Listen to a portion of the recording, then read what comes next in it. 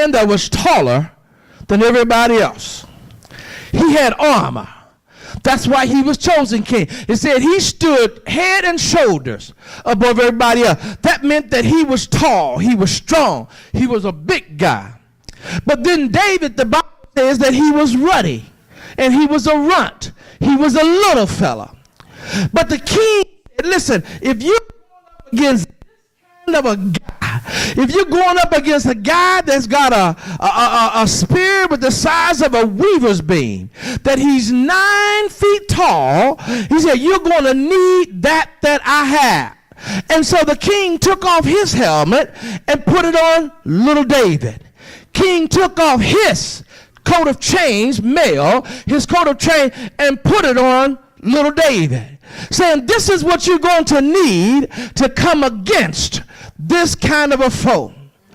David looked at that stuff and David tried to move in it. Can you imagine have a little head with a big old helmet? He doing like this, ringing like a bell on the inside of it. He could hardly move with the chains that were on him. It looked like that everybody said, David, this is what you're going to need. You're going to need the stuff that the king had. You're going to need this kind of stuff. But the Bible goes on to say that David threw off that stuff, and David decided and say, I can't fight my battle in your experiences. David had to decide that the experiences that I have, that they are enough for me to overcome the battles that have followed me from 2013 to 2014. That's why the Bible's specific when it goes down there, and specific when it goes down there and say that he chose 5 smooth stones. Why did it say smooth stone? Why didn't he get some stones that had some points on it so if we hit him it's going to cut him?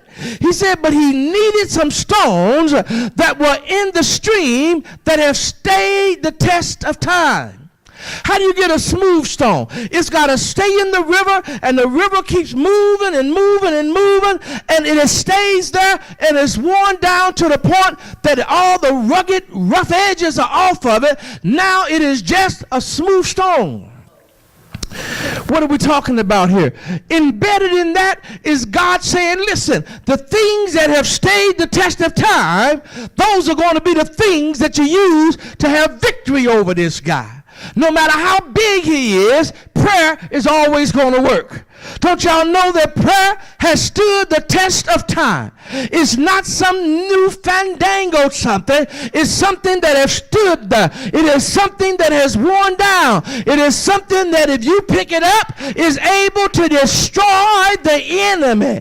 You got to recognize that stuff that have stayed the test of time, that's what you're going to need to overcome this seemingly unbeatable foe.